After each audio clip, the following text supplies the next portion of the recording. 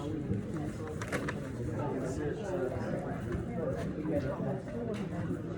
wasn't bad enough. Yeah, it was just bad enough to be annoying. Oh, okay.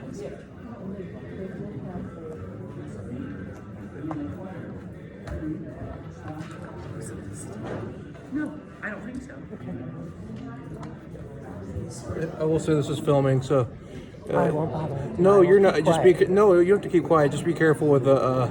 If you run into that, it might fall on your head. Oh, okay. No, you don't have to be quiet. Just didn't want anyone to be surprised or think I was spying on them. All right.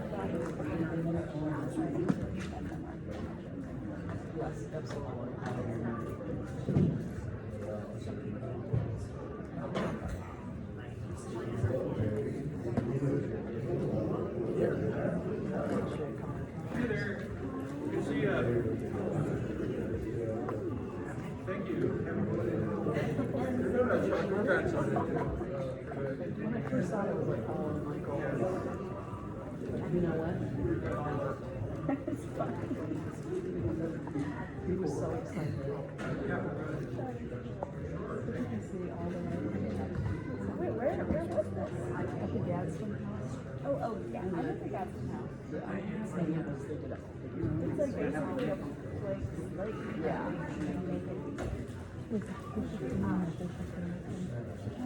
No, this is my daughter's wedding. Yeah, we did too. And my friend Kelly did all the flowers. She doesn't usually do weddings.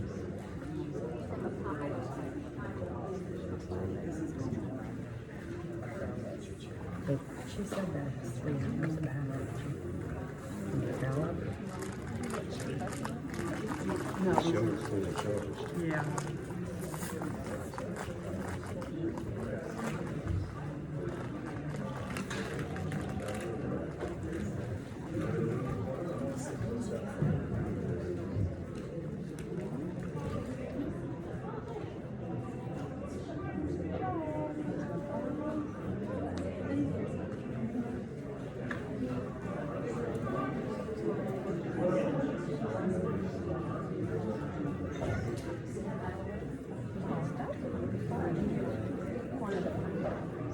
I love that.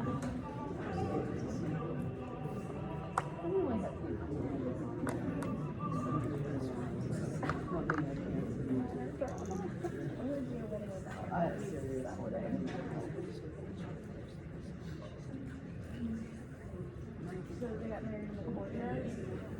Yeah, they got married.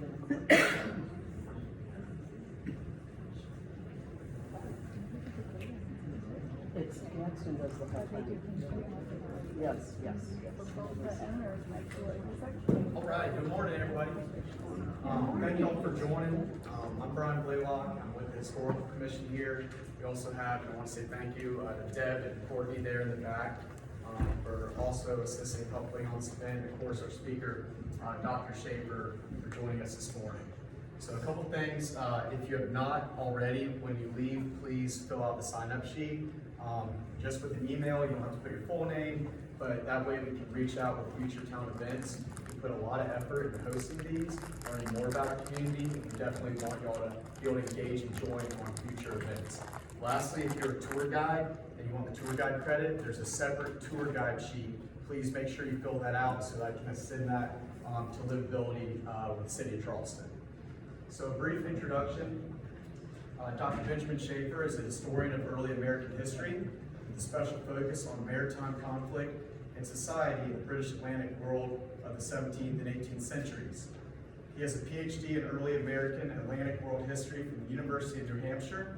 Dr. Schaefer's doctoral research inspired his first book, which is set to be published in early 2025 with the University of Alabama Press, The First Fleets, Colonial Navies of the British Atlantic World. This book investigates how Anglo-American naval efforts against European, radical, and indigenous maritime threats informed the development of the American naval tradition on the eve of the American Revolution. Overall, his research is not limited to traditional military history studies alone. but also considers the wider connection between maritime conflict and larger socio-political issues in the Atlantic world, including diplomacy, slavery, economy, etc. In addition to this book, Dr. Schaefer has published work or has articles in press in the Northern Mariner and the South Carolina Historical Magazine.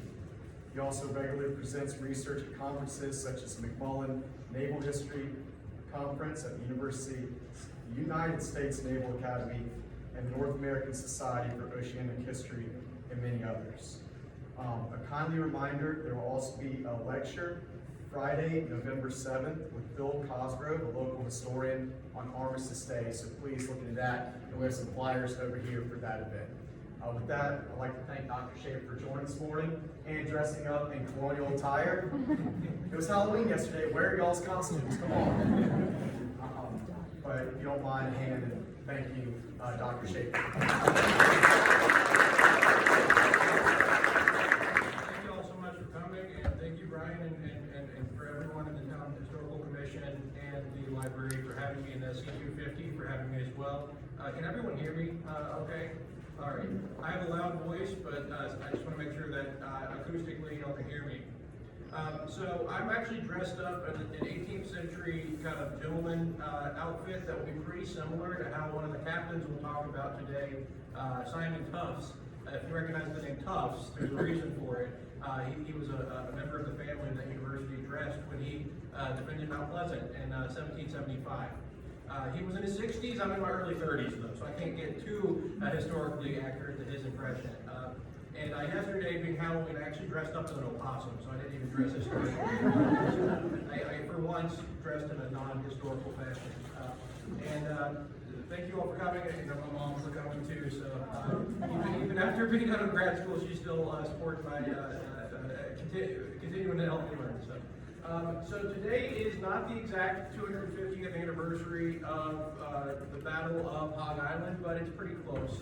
And this is the first engagement in South Carolina in the Revolutionary War, which pitted South Carolina's state navy, what we were one of 11 states that had its own navy, against the British Royal Navy.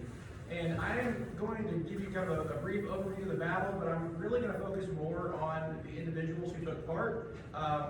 Kind of everyone from civilians to soldiers, men and women, black and white, slave and free, well known and not so well known. So I'm trying to do a whole society view. Obviously, I can't get all 13 or so thousand people who lived in Charleston in one lecture, but we're gonna try. Also, we'll talk a bit about the battle itself and why it's significant, and also I brought some props. So I have historical ADD. I don't want to hear someone talk for too long. I know you don't want to hear me talk for too long. So I did bring some props. I'll explain them near the end of the talk. Y'all are feel free to handle any of them, with the exception of one of them in the very far corner. It is an original 1740s depiction of a Royal Navy ship. I'll hold that for you. But beyond that, everything else is holdable, including an original British button from a British uniform. So with that being said, I think that'll help illustrate some of the components of our talk. So, Battle of Hog Island, a little shameless. We'll get to that later actually. From 11th through 12th November 1775, the State Navy schooner Defense, which is the name of the main flagship of South Carolina's Navy at the time, will battle with HMS Tamar and Cherokee, which were two ships of the British Royal Navy. This is happening, the first real force-on-force engagement in South Carolina during the Revolutionary War. So there is another battle that nearly takes the credit for that. Some of you folks who may be from the upcountry know this one, 96, which happens the same kind of 2-week period, but completely different context. That will be a few days later. So technically, Mount Pleasant and Charleston Harbor get the credit for the first battle. We also had the first battle in the Civil War happen very close to where this Revolutionary battle. There's some eerie parallels, including the fact that it's the first battle of South Carolina being involved in a war, and there were no casualties. So, and the citizens of Charlestown all came out to watch it like it was a reenactment. So there's some interesting parallels that we'll see with Fort Sumter 7 years later. This is a nautical chart. I don't know, is Rob Schenck here by chance? Rob Schenck helped design a lot of the graphics. which are in an article version of today's talk, that he did a really good job with. He pointed out where the Battle of Hog Island was. It was where I know you all know where the Yorktown is, very close by the Yorktown. Hog Island itself, after the Civil War, ceased to really a visible part of Charleston Harbor. And there is, if you're interested in the topographical history of Hog Island itself, which is part of Mount Pleasant history, Dave Butler of the Charleston Time Machine podcast did a really good podcast on it that you can find pretty easily on the library website. So without further ado, let's get into today's topic. There's my shameless plug, sorry. I just read a little bit of my background, but I won't stick on that because Brian already mentioned it. Go Gamecocks. Okay. That's where I teach, USC. All right. So in the early months of 1775, Whig leaders in Charlestown were aware of increasing likelihood of war between the American colonies and the Crown. Like many other colonies, the colonists here built a temporary regional government to handle an increasingly volatile situation. And this government was tripartite. You had a provincial congress, which is essentially a continuation of the colonial assembly that had been meeting, the legislature. We didn't have a governor yet, although we eventually will elect John Rutledge for president of South Carolina, as we'll see. There was a 13-member executive council of safety, and there was the secret committee, which was up to some shenanigans. So that was less an official part of the government, more of the directing force behind some of the revolutionary activities before the full Declaration of Independence will be adopted by, the South Carolina independence movement will be adopted in March of '76. So these are the elements of the early South Carolina government that will be fundamental in planning what happens in today's talk. They started forming these parts of the government even before we were aware that the first shots, that I won't get into the nitty gritty of, but you probably already know the story of Lexington and Concord. The first shots heard around the world are heard in Lexington and Concord, Massachusetts, 1775, but folks here are already up in arms, especially in the Low Country. South Carolina may be one state today, but it was a place of very diverse regional backgrounds. The Low Country, where we are now, is typically going to be a little more patriot-oriented. Where I live, even though I grew up in Charleston, where I live now in the Midlands in Columbia, it was a bit more of a loyalist stronghold, and you get some outposts up north that are a mixture of patriot and loyalist further into the backcountry to go. So getting the support of the rest of the colony is going to be vital to men like William Henry Drayton, who's going to be one of the characters we'll talk about today. He's the head of the secret committee. So while these acts were revolutionary, I mean, we are seeing them designing a revolutionary government, there's not been any official battles here like there has been in Boston. By this point in Boston, you've had Lexington, Concord, Bunker Hill, they're at war. I mean, George Washington has already become appointed the commander-in-chief of the Continental Army. There is the workings of Continental Navy being put together in the 2 or 3 weeks. I was just in Philadelphia, actually, to mark the 250th anniversary of the Continental Navy, which is very much a twin of South Carolina's state navy, so something we'll talk about today. So South Carolina has not yet had a battle, though it is getting perilously close to it for the reasons that we're going to see here shortly. Throughout July and August, South Carolina authorities do take military actions, though. For instance, they piratically seize a British ship off the coast of Beaufort called the Philippa near Bloody Point, near Defusky, if anyone here has been to that area. Despite it being near Bloody Point, it was actually a fairly bloodless battle. There was no shooting. In fact, even one of the American captains talked about possibly paying off some of the British sailors because he felt bad about seizing the gunpowder there. There was, Captain Lempriere will talk about not wanting to get in a fight unless it's necessary. So there's this moment where we're not quite sure if we're fully going to commit to a violent struggle like our New England brethren, but we are stealing gunpowder from the British. We are fighting the British. It's just not going to be a deadly clash until the autumn of 1775. The British called these American insurgents pirates, go figure, just because they're seizing a British gunpowder at sea. It is an act of piracy if you think about the pure logistics of it. So South Carolina in 1775, like I said, the best way to think of it is we've got just like today, you got the low country, you got the Midlands, and you got the more, in this period, sparsely populated upcountry, and increasingly into the top left corner, the Cherokee Territory, the Catawba Territory. So we are going to see a lot of action here, but there are battles going on in the upcountry at this time, like the Battle of 96, which we talked, I briefly introduced. But I don't want to step on toes because there are plenty of programming coming up for 96. So let's get to our cast of characters. I'm going to avoid just focusing on the big name commanders because I've never liked it when military history did that. I like focusing on common people and the commanding officers. I think you need to see both. So I will start at the top like a pyramid and work our way down to sort of the common people and women alike who are involved in this campaign. We'll start with the British, because why not? We'll start with the British. Lord William Campbell, our last royal governor. William Campbell was the son of John Campbell, the 4th Duke of Argyll, so he's from Scotland. His family history dated back to the 1500s, and he has a lot of connections to the British royal family. His family will support the crown during the Jacobite War, so he will be among the Scots who stay loyal to the British. In fact, the Dukes of Argyll played a role in combining the English and Scottish crown. So they are very, very, very royalist. They are very much tied to the British royalty. But William Campbell, when he's born in 1730, has a problem. It's a problem I share. He's a second son. If you're a second son, today that doesn't mean anything, but if you're a second son in 1730, you can't become the next Duke of Argyll. So what is he going to do? He goes to the British Royal Navy. He becomes a very well-known captain, and he raises through the ranks of the British Royal Navy, becomes the governor of Nova Scotia. He's a little too ambitious there. He tries improving infrastructure. He gets to be very popular. He's a lot more caring for his populace than a lot of these colonial governors are. And he gets stationed eventually in South Carolina, falls in love with a young woman from the Izard family, which may be a familiar name to y'all, and he catches the South Carolina fever. He wants to become governor here. And when he hears that the post has been opened up, he requests the crown to move him here. And he does get that post, unfortunately, in 1775. A very good-natured man by all accounts, but unfortunately a man who was in the wrong place at the wrong time.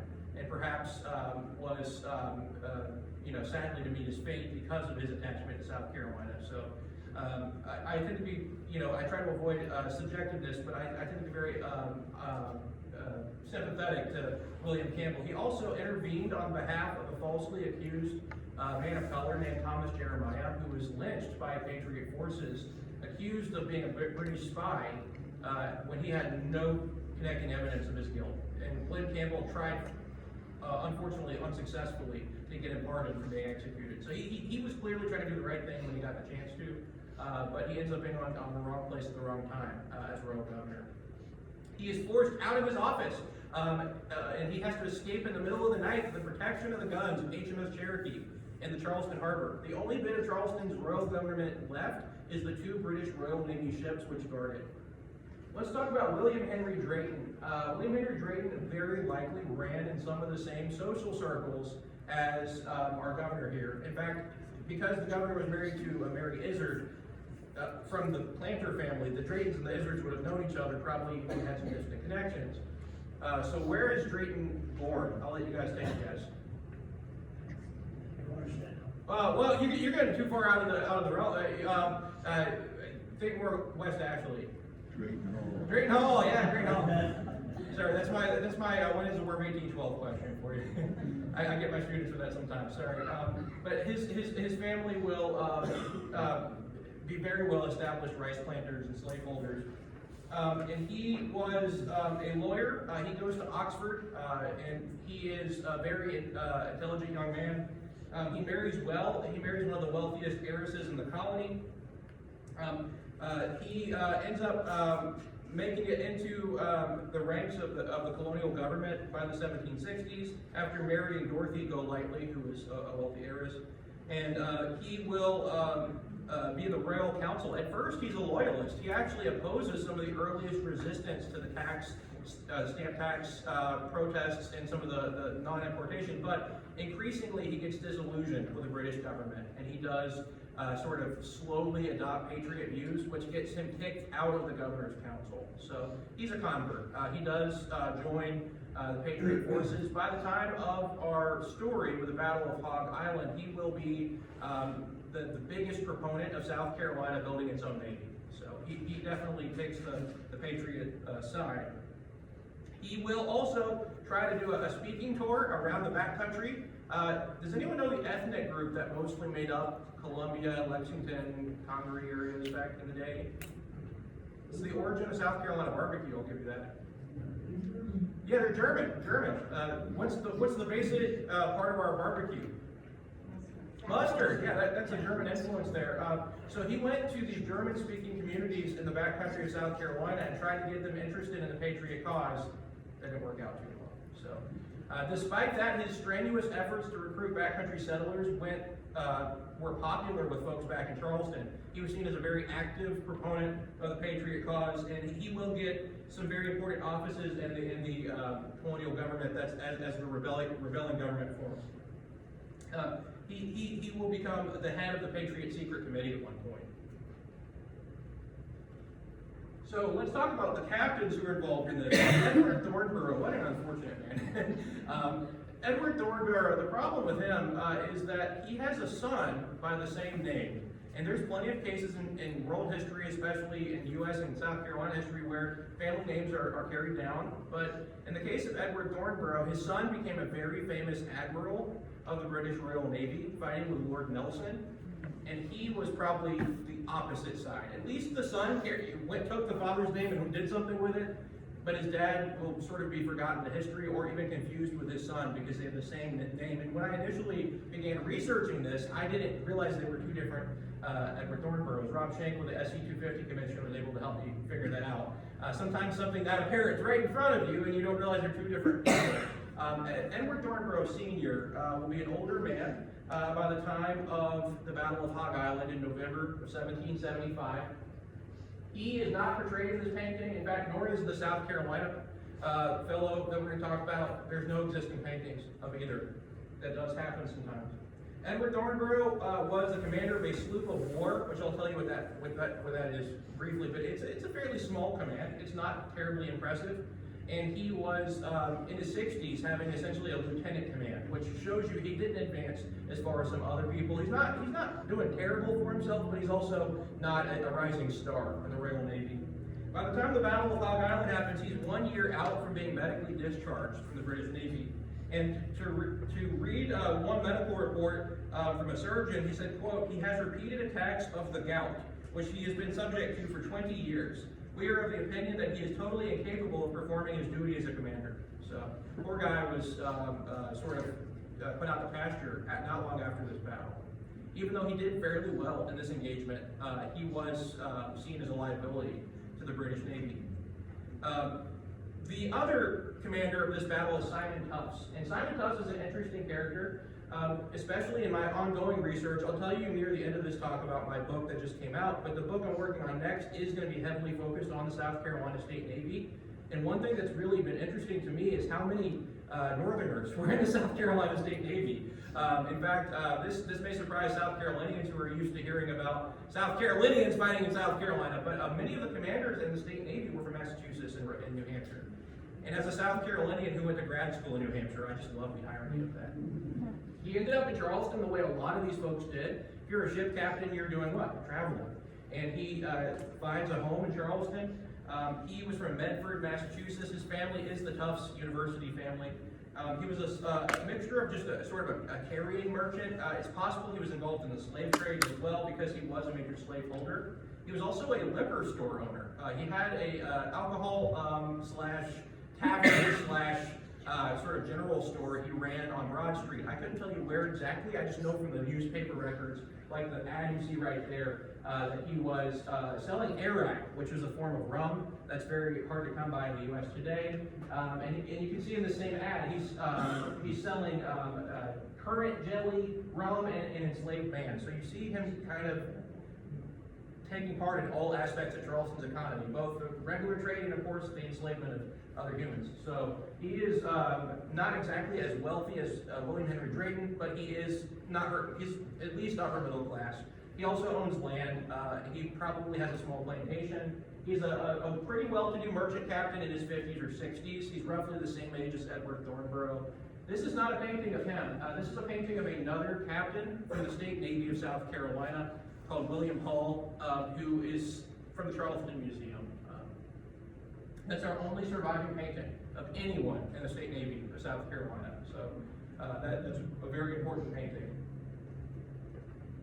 So what about the ships? Well, the ships involved in this engagement, to say ships is actually technically an anachronism. The word ship means it has 3 masts and it is ship rigged. So that's a very niche historical problem. But I'm going to call them ships because that's what we know 18th century tall vessels by. But technically speaking, the American vessel was the Defense, a schooner, a plantation freight vessel, essentially a merchant vessel. She was fighting against Tamer and Cherokee, which were 2 British vessels. The Cherokee were actually not sure what kind of vessel she was. It's very likely she was a small merchant ship. But the Tamer, we actually know a lot about. She was a sloop of war. When you learn about sloops, especially if you watch a movie like Pirates of the Caribbean, you're thinking of these swift, small vessels that are, one mast. They're kind of similar to the sailboats you see in the Charleston Harbor today. That is a misnomer for a sloop of war. A sloop of war is basically a miniature warship. It's basically a tinier version of a British warship that would carry anywhere from 15 to 20 guns. So these vessels, the British, to put a long story short, outmatched the Americans in terms of experience, but also in terms of firepower. The Tamer has 16 6-pounders. She's got 125 sailors, and by the way, a pounder is the name of the weight of the ordnance. That's not how light the cannon is. Try lifting a 1-pounder, I dare you. I've tried it. You can hurt yourself. They're heavy. These cannon weigh tons in some cases. But they fire 16 or so pound, or 6-pound balls. The Americans had 12 guns against the British 16 and 6, so slightly outnumbering us in terms of sheer firepower. Also, there's technically more British sailors and Marines.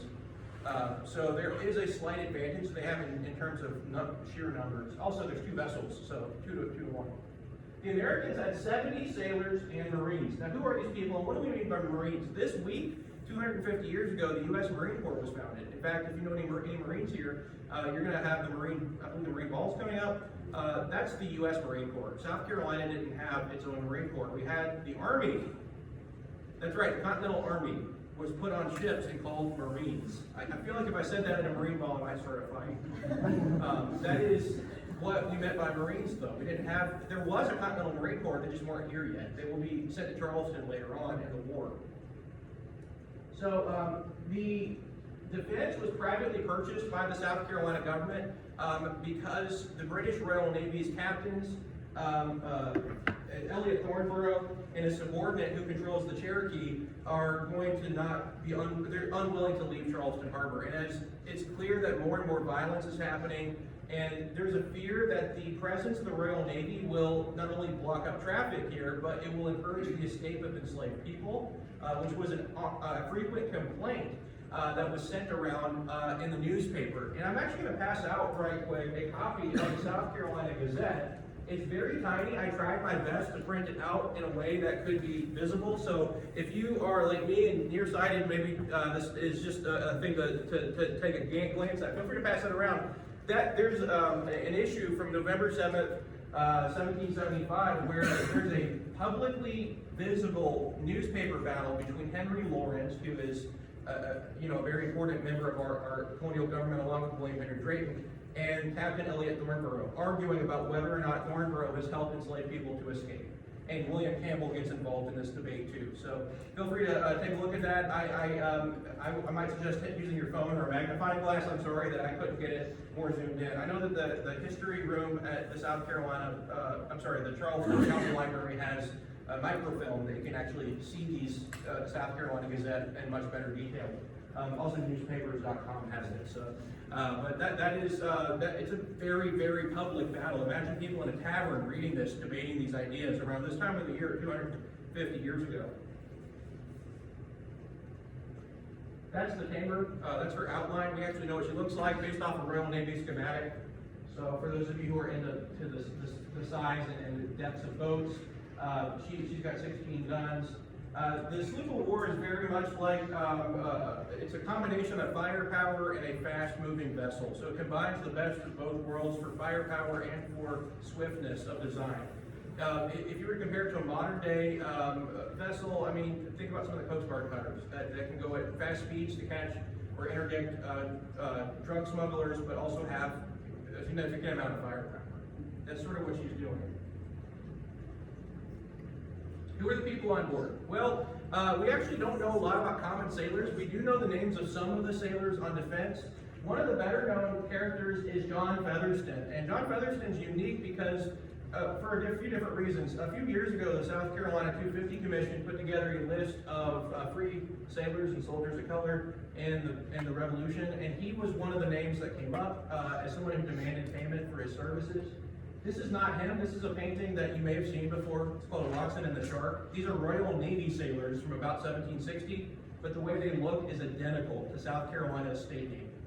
I know this just simply from having looked at the archives and seen that even down to the cloaks they're wearing, that linen frock or smock that guy in the middle is wearing is similar to the ones that were issued to South Carolina sailors. So John Featherston may have looked just like that. He was a free black sailor.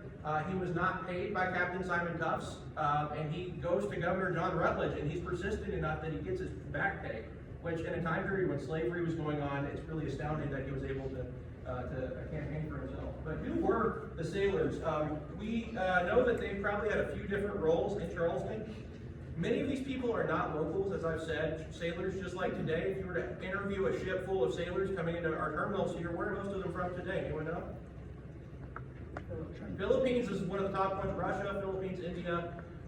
If you were from China, back then it's the same story, maybe not from those specific places, but from being far off. Where he's from, for John Featherston, we don't know. Some folks are local. A lot of them are from other colonies or from other parts of the British Atlantic, or Spain or France or the Dutch. These are a multilingual group of people. Average age, 20s to 40s, and you have a few different layers of common sailors. At the bottom, you've got landsmen, people like me who don't know how to sail. I don't know how I ended up being a naval historian who doesn't know how to sail, but I can talk about sailors. That's what I'm trying to do.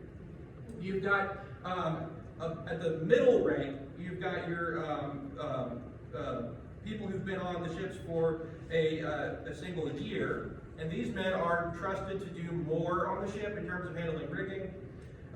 You are going to have this group, they're called ordinary seamen. And then after 2 years, you have able seamen. These are the men who are up the tops of the masts, who are handling a lot of the more significant navigational tasks, sounding the harbors. Above them, you've got various ranks of officers. These small vessels are usually going to be commanded by lieutenants. That's why Elliot Thornborough is not a full captain. You don't get to be a captain unless you get a warship. So have you ever seen a movie called Master and Commander? He's the master, the sailing master of the ship. He's the commander, but he's not the captain, because the vessel in that movie is too small to be considered a full-on frigate. So we're seeing that same situation going on in Lake Jack Aubrey. So these men are from all over the world. They might speak a pidgin language. They are rough. They like going to taverns. They like drinking. They have to be impressed sometimes and forced into the Navy by the British. The Americans don't do that too often. That's something that will be very unique about the South Carolina State Navy. We don't force sailors too often, sometimes, but rarely do we force sailors into our Navy. Why? Why is that? Is a question I've had for a while. The consensus I've talked with some other folks about is that maybe we're trying to do something different. We are, after all, fighting for independence from the British, who are known for kidnapping and forcing sailors to serve. So maybe, just maybe, theory, we're trying to do something different. But we have recruitment problems, a huge amount of recruitment problems. At one point, the South Carolina State Navy promises to forgive all debts for anyone who will join the Navy. So you can see the dregs of the barrel they're scooping out to try to get into our fleet. We're competing also with privateers, these kind of freebooters who are able to get a huge crew because they're for-profit rovers. We're also competing with a continental Navy, but they're mostly in some of the bigger northern cities, even though they will be here occasionally. Who are the Marines? Well, they're Army, like I said. That's the 1st South Carolina Regiment. They're very similar to the 2nd South Carolina Regiment who will defend Fort Moultrie. The Scooter Defense has a couple dozen quote-unquote Marines from the Continental Regiment here. that will serve on board. The Marines are firing muskets from the tops of the masts. They're keeping order among those unruly sailors. The militia will gather and defend the colony in case the British land, although mostly the militia was called up men between 16 and 60, just for the sake of reassuring the residents of Charlestown that they're not going to be attacked. This was more of a feel-good measure to call out the militia. We know the guns of Fort Johnson will fire a few times during the battle, and those men are likely who's firing them. Who are the civilians? Well, we actually have records, as I was saying at the beginning, the civilians of town came out. I mean, what else are you going to do in 1775 on Netflix? So, but really, why might civilians assemble to watch a battle? Because they're scared. I make jokes about that, but they are genuinely worried that the British are going to bombard the town. So it makes sense they're coming out of their houses lest they get bombarded. So people will be leaving their houses to go and watch. Also, just bystander effect, trying to figure out what's going on. The newspapers of the time report a sizable crowd near the waterfront of East Bay Street watching this battle, which they would have seen pretty well. But we also know the names of some individual civilians who likely had something to do with this ship, or this battle. One woman rings, interestingly, from the records, and I to this day have not been able to find out who she was because there's a few different women with her name. Anne Holmes. Anne Holmes was paid by the South Carolina State Navy, which was established shortly after the Battle of Hog Island, and she will be paid for making the colors. She's paid for making the colors, which is the flag that was flown by the ship. By this point, the flag being flown by the South Carolina State Navy is probably the prototype of the Moultrie flag, that blue banner with a white crescent. Now, whether or not it's a crescent or a gorget is a debate I'm going to leave to folks in the SC-250 Commission. But this is the future of our state flag. She likely will be our Betsy Ross for the schooner defense. Who is she is a question that I've been unable to find in my research. There's a few contenders. She might be the relative of the wealthier Holmes family who you see portrayed here with Susanna Holmes B in this painting. She might also be the illiterate wife of a sailor. We actually know of an Anne Holmes who was the wife of a sailor who was involved in some property transactions. Whoever she was, she's representative of the women on land who were involved in the war effort who made the flag for this schooner that's going off to defend Charleston. Women will act as suppliers and contractors. We also have enslaved people who are working in the dockyards. Does anyone here know where the dockyards for repair of ships were in colonial Charleston? Right there, Hogcall, not far away at all. So this is a full community war effort. This is not just some well-trained sailors. These folks are civilians having learned how to build their own navy for the first time. So now let's get into the actual battle. After all that prep work for the actual battle. So why is the first battle of South Carolina and the Revolution happening right here, not far from Mount Pleasant? Well, throughout July and August of 1775, South Carolina authorities, both independently and in collaboration with our friends in Georgia, will organize various maritime tasks to try to seize gunpowder from the British. I mentioned that earlier. The Americans capture Fort Johnson on James Island. They also force the British onto their own last remaining bastions of royal power, which are the what? The ships. So those two remaining warships. The British commander will overall be Lord William Campbell, who himself is a naval veteran, but under him, Elliot Thornborough. And they only engage at first in a literary battle, like in the newspaper I'm passing around, which I regret is hard to read. For those who've been able to make it out, you see a literary battle between Henry Lawrence, who is an executive figure in the South Carolina government, and also William Campbell, arguing about whether or not the Royal Navy is trying to get reinforcements, whether they're encouraging the escapes of slaves, et cetera, et cetera. So there's this very strong fear among the locals that we're going to be blockaded, and that the social element of South Carolina society, being a slave-based society, will be upended by the British, just like Lord Dunmore in Virginia, by promising freedom to enslaved people, will be doing. So the British are not exactly very diplomatic. Henry Lawrence warned Thornborough, I'm reading a quote, "A Negro man named Shadwell, a mariner by profession, the property of John Allen Walter Esquire, is employed under your command. To which Elliot Thornborough replied, "You're villains." He called them, "You rascally villains." You can almost imagine a duel is about to happen with some of the language that's used. It's quite entertaining. And you can almost imagine a tavern atmosphere, people reading this, trying to decide what's going to happen next. Almost like we're scrolling through social media, looking at the opinions of important decision makers. So folks are able to follow this battle in real time simply by going to the local newspaper, which is very interesting to think about in 1775. The correspondents not only fought over whether or not the Royal Navy was sheltering runaway slaves, but also whether or not the British were seizing American ships from other ports and stopping them from coming into Charleston, and also whether or not they were going to get reinforcements. So this, you can see the tension like a kettle on fire starts to bubble up over time. Now, the Americans by September of 1775, weirdly enough, around the exact same time, Congress is building its first Continental Navy. So we're seeing a twin organization here, decides to buy a few schooners from plantations. Schooners were the basic, they're Dutch design originally. The name is actually Dutch. They're a swift sailing vessel. Has anyone gone to the harbor and seen that tall ship we have here, the Pride, sailing around? That's a schooner. Very similar to what the Defense would have been. She could carry up to 300 tons, the Defense. So she originally was a property of a plantation owner who sold it to the state governor. Simon Tufts, a merchant captain, is given the task of essentially building a navy from scratch with tax money. Now, where do we actually see this fleet going into battle? The first battle is going to be Hog Island, and it happens in this upcoming week 250 years ago. This is a nautical chart. All of these numbers represent fathoms. So where the harbor is, 3 fathoms, it's roughly 18 feet deep because a fathom is 6 feet. And you can see this is a kind of chart, just like today, if you look at a NOAA chart, what boaters have to consider when you're looking for shoal water or sandbars. And this is going to be where we see the battle happening, pretty close to where Patriots Point is today. So this is a painting of the actual engagement that was done in the 1960s by a maritime historian from the U.S. called Mark Myers. He is the only American maritime painter to get royal recognition, so I guess that's a good thing for a Revolutionary War painter here. He's in the Royal Maritime Artists Association.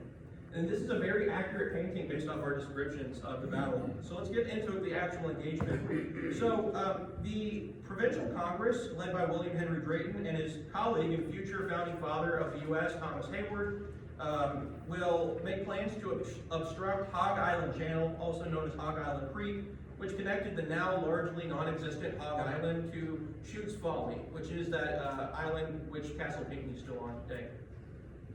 So they realized that 3 British warships, if the third feared warship appeared, would easily use the shelter channel to sneak around American defenses, and it was like a back door. They're worried about the British making it through. I'm going to go back for 1 second.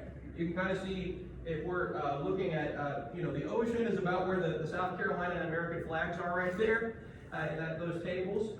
You can see the British were concerned with sailing by the guns of Fort Johnson and sailing too close to the American guns of downtown Charleston. You can see where the idea of sneaking around by going through this channel comes from. And it is an easily navigable channel. Today you couldn't tell because it is largely Patriots Point. So the Americans' leadership sends Simon Tufts to sink various ships. They take some ships, they're going to sink them. They're going to try to obstruct the channel purposefully to prevent the British from doing so. William Henry Drayton, I guess, who by this point is eager to see some action, he wants to see the elephant, as they would have said back then, decides to go on the ship with those men. He's seen as a liability by other naval commanders, especially Simon Tufts, who hates him. They do not get along too well. Simon Tufts is very professional. He doesn't say anything about it, but we find out later that they don't mesh very well. It's sort of like a politician wanting to jump on your military expedition when you know what you're doing. You can see where those heads are going to clash a little. But he has no choice. Drayton goes with him. And over the course of the 11th and 12th, the 10th, 11th, and 12th of November is when we see our events here. On 10th November, Drayton joins Tufts on the schooner defense, and he oversees the sinking of 3 large schooners in that channel. Tufts chooses to remain on station throughout the night to finish the task, but throughout the task is sailors are trying to purposefully sink these barges in the harbor, and they are doing it with heavy sand. They're not having a whole lot of luck because the tide's going against them, and they start getting fired on by the British Royal Navy. This is where we start seeing the first hostile shots. Whether or not these were simply warning shots or attempts to kill them doesn't really matter. They're being fired on by the British Navy. And this is an armed vessel that can return fire. So we do see the beginning of actual hot engagement. So throughout this engagement, Drayton noted the miraculous lack of any American casualties, and he reported the British shots, quote, one shot under his counter, one in his broadside, a third which cut his fore starboard shroud, which is all to say that the rigging of the schooner Defense and the some of the less important parts of the woodwork are getting slightly damaged. It's like a fender bender. So it really is, if you think about it, like Fort Sumter, where you have that 18 or 20 hour bombardment and no one gets killed, which is uncanny considering how deadly the war is going to be after. That's not to say the men weren't at risk, but there is a string of luck or somebody watching out for them in this particularly early engagement. Drayton maintained that the officers and men, I'm quoting him, the officers and men on board, although in general new in the service, displayed the greatest cheerfulness, tranquility, and coolness during the heavy fire. So there, yes? In this painting, the ships that are behind the Defense, are those the ships that would have been being sunk in the? That's right. Yeah, they bored holes in them, and they're filling them with sandbags, and it's a very laborious task. Imagine trying to do that in the modern day with Charleston Harbor being as choppy as it is. They're trying to do that while getting shot at. I couldn't imagine the stress they must have been under. That must have been very much like being bombarded in a World War I trench. I can't imagine it being too much different. So that is, yeah, those are the ships they're going to try to sink. So this is my favorite part of the story. Drayton says, the inhabitants of our metropolis were in general spectators of the cannonade, which is to say people were trying to be nosy and watch the battle. I don't know about y'all, but I would have been watching the battle. I'm nosy, I like to see what the neighbors are up to. Did they take bets on the winner? I wonder, if it were me, I would have bet on the British. As we're going to see, nobody won. It was an inconclusive battle, which is appropriate for, we weren't fully sure if we were going to declare independence or not yet, so it makes sense that our first battle is a little non-committal. So, the Americans portrayed, especially William Henry Drayton, who the minute he gets back on shore goes to the newspaper and starts telling his version of events. He wants to be ahead of the spin and tell people how brave his men were.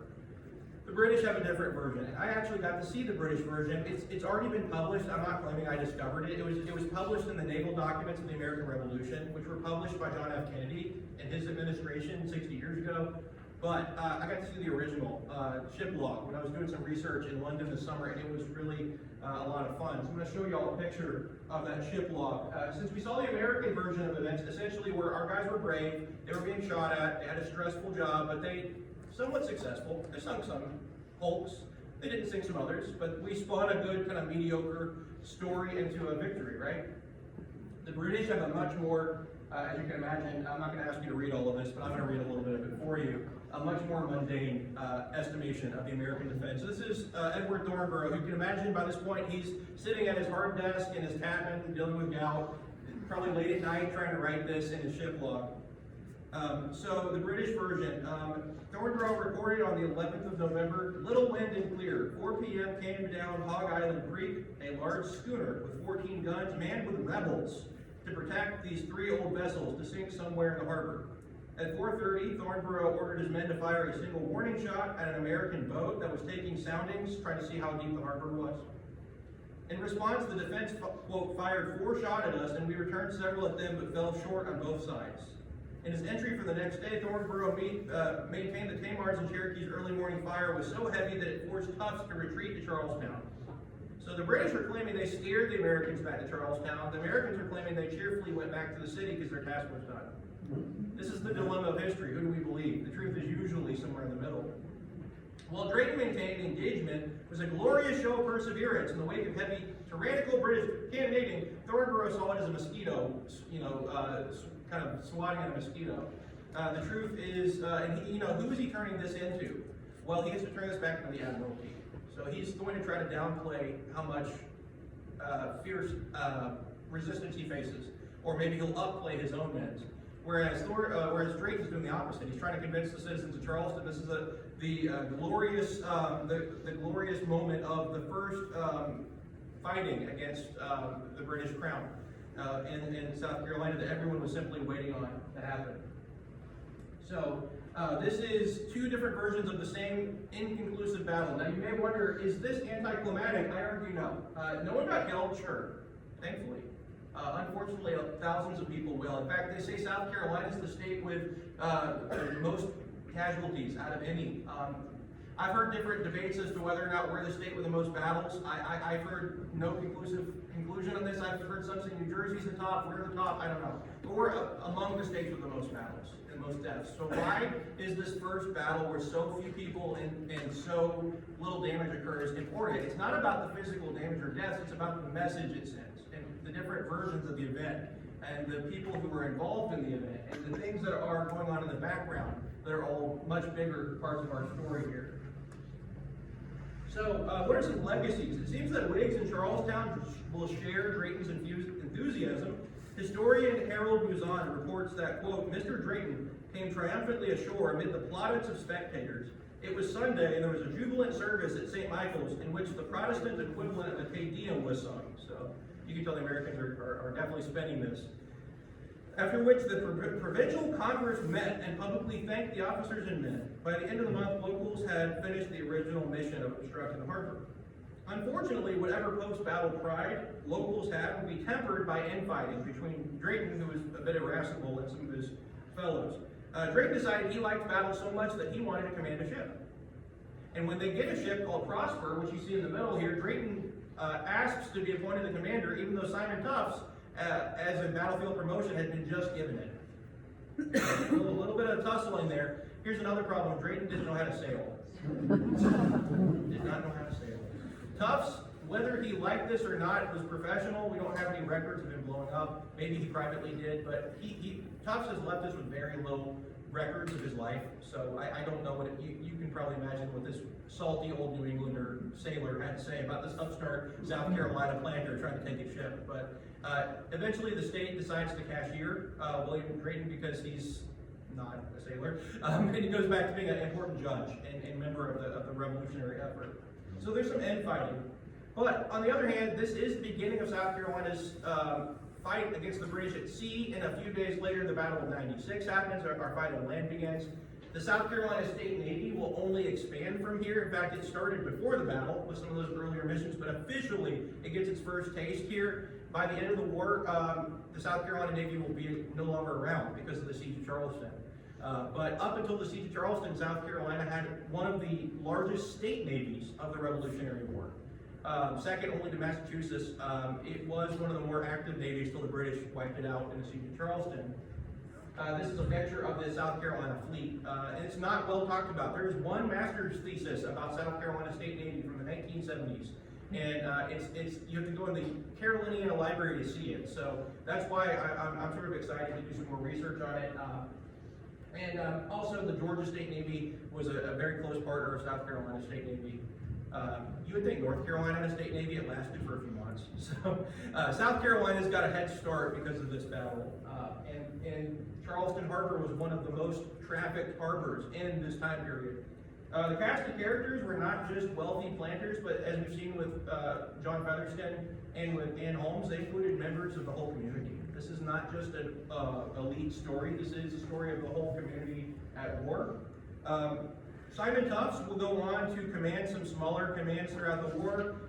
He will be buried in his garden on Sullivan's Island. I'm actually eager to try to find out where that was. I wonder if there's any records in some of the Charleston archives about where he's buried. He goes to a fairly anonymous grave. His name is sort of forgotten in our history. William Henry Drayton, like I said, becomes an important figure in our patriot government. And Thornborough goes on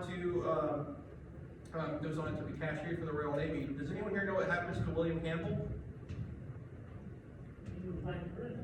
Well, yeah, he goes back. Well, he goes back to the British for a while. Goes to New York, and he will actually come back with the Battle of Fort Moultrie, which is whole nother 250th coming up next year. And he dies because of wounds he catches in that battle. So it's sad because he actually really did genuinely love South Carolina. He just didn't agree with the revolution, but he dies trying to reclaim what had been taken from him, which was his royal position. Ultimately, the records of the diverse cast of characters behind the scenes are, to me, more interesting than any of the sort of haphazard shootout that happens. But this is a hot engagement, and people could have been killed. The best legacy, I think, is what is on the site today. What is on the site of this battle today? The USS Yorktown. If that isn't a sign of how the U.S. military at sea has advanced from a tiny schooner to being an actual aircraft carrier, and the USS Laffey too. I don't know what is a better irony there that Henry Drayton would have really appreciated. So with that being said, I want to thank you all so much for having me. And a shameless plug, if I may. I don't know if this QR code works, but I did just write a book on the prequel to all of this. So looking at how the South Carolina and other colonial governments built their own fleets to defend their coast from pirates like Peabody and Lightning, and looking at privateers and provincial navies. So this is sort of the prequel to the Continental Navy and state navies.